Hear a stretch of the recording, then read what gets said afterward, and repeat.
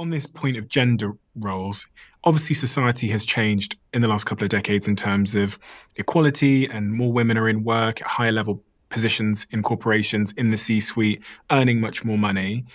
This has caused a shift, I should say, in the sort of typical gender roles and assumptions of what each gender is supposed to be doing in couples. And I'm wondering now, with more women earning more money, in many cases, they're going to be earning more than their husband in heterosexual relationships. Have you seen new dynamics and new issues created because of this, in terms of, like, I don't know, insecure men feeling emasculated, or the woman not being happy that she's contributing more? And I asked this because I had someone on my podcast a couple of months back who said to me that I think it's 70 or 80% of women expect that their romantic partner will earn more than them. But that gap is closing now because women are earning more and more money. I'm just wondering if you've seen in those couples scenarios where the woman earns more and it's causing problems. I've seen it all the time. I think that we see different gender dynamics. I recall one episode where I spoke to a young woman and her boyfriend. She was around 40 years old. She made way more than her boyfriend. Care to guess how much she makes per month? $20,000? $200,000 per month. She has a business. It's doing very well. She's around the age of 40. Now, her boyfriend was never taught about money when he was growing up. Most people are not. He never learned about investing. Certainly no one was telling him about a Roth IRA when he was 12 years old. And he had started his own business and he was on the upswing. He's making a few $1,000s a month. Good for him. She's making $200,000 a month. Her parents started talking to her about investing when she was 5 years old. So here we already see a difference, not just in gender, but in socioeconomic status, okay? And over time, that progressed. So they come to me and she says, I want him to pay for dinner occasionally. Fine, super reasonable. He even said, no problem, I want to. So he would take his credit card out and he would offer to pay. And she would say, no, I want you to contribute more to your IRA. So in many ways, she wanted him to pay. She wanted to feel taken care of, which is totally reasonable. But when he offered, she said no. So this is the kind of thing that I often see, which is, I think I want one thing, but when I get that thing, I don't actually want it. It doesn't make me feel the way I thought it would. I want to earn 50K more. I think that'll make me feel safe. Oh my God, I am earning 50K more.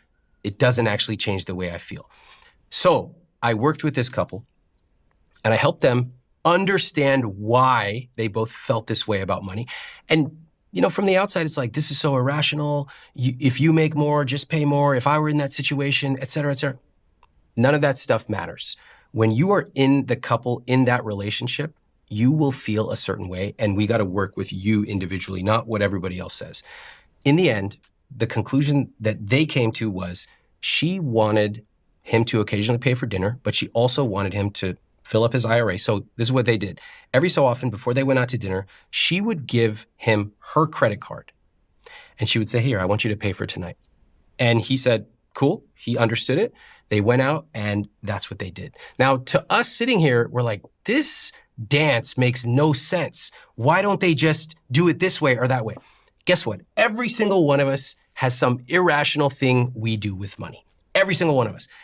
And I think that we are ready to actually have conversations about how we are irrational. Money is not just dollars and cents on a page. That's why you don't feel good about money even when you have more than you ever thought you would. That's why you worry about money, but you have never read a single book on personal finance. We are all irrational, including me. And when you get into a relationship, you got to acknowledge that. And then you got to say, hey, what is our vision of a rich life together? Let's build that. If it means we do a little dance about the credit card once every 2 months, fine. Do we both feel good? Is it fair? Then I'm good with it. I wonder if a lot of men are just choosing to remain single until they've kind of worked on themselves, because I think actually that's probably the path I would have taken if I'm being completely honest. Well, I kind of did take is I didn't have a relationship until I was able to really provide. Oh, the P word. Yeah. Yeah, and where did that word come from? Provide. Like watching my father, watching movies, everything. Exactly. Yeah. No one ever says like, you are a provider, but we learn it from a million different perspectives. And yeah, I hear a lot of guys. I mean, when I was living in New York and I had a lot of single friends, topic of conversation was, I'm not ready to get married. I need to get to a certain point in my career first. Mm-hmm. We have all these words for it.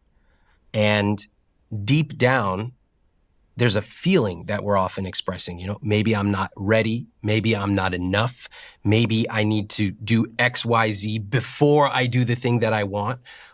And so part of what we talk about when it comes to relationships and money is like, let's actually shine a light on that. Let's not be shy about it. If you want someone to pay for your dinner, fine. That's totally fine. Let's have that conversation. If you want to be the sole earner in your household, okay, let's see what it would take. And too often, we don't have those conversations. We just dance around them for 50 years. Who should pay for the first date then? My answer is, doesn't matter. It would be nice if the person who suggested the date pays, but I think we spend way too much time focusing on the first date and way too little time thinking about the next 14,625 days. It's like a couple who's obsessed with the wedding. Fine, you want a nice wedding, great. What about the marriage? Same thing with money. First date, okay, we can have that conversation, but aren't you more interested in how your partner thinks about money and talks about money? Are they a cheapskate? Are they generous? Are they abundant? Did they grow up the same or different than you? That is something we don't talk about.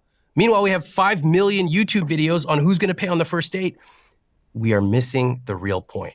The point of money in a relationship is not just about the first date. That's fun for clicks, but it's about, do we see money the same way? Do we connect? Are we going to be rowing in the same direction, or are you going to be doing that and I'm doing this, and we can never get aligned?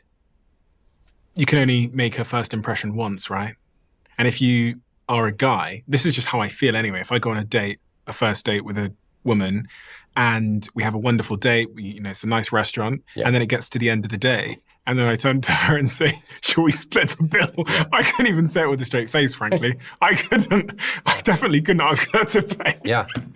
I just could never. And I think if you anonymously polled 10 of my female friends and said, how would you feel if on the first date, the guy asked you to pay? Mm-hmm. I think privately they would say, that's a bit of a turnoff, that's a red flag, that's an ick. I think probably that's true.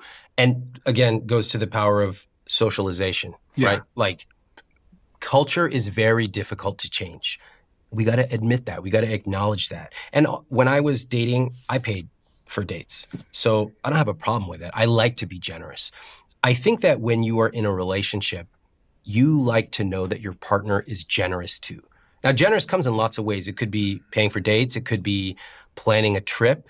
It could be being thoughtful and, buying extra toothpaste because we're running low. There's so many different ways to be generous. But generosity for me would be a value. Paying for a date, sure, I paid for dates. I'm happy to. I like to do it. But generosity to me is way more important to talk about that in a relationship versus the date itself. Because chivalry, this idea that the man is to lead in that regard and to, open the door and open the car door and pull out the chair. Yeah, but think about it. I agree with all that stuff. I support it. But think about what message that sends when you tell men you're supposed to be chivalrous, but there's no real context, no real teaching around it. And let's say you have a 26-year-old guy now who's earning less than his girlfriend.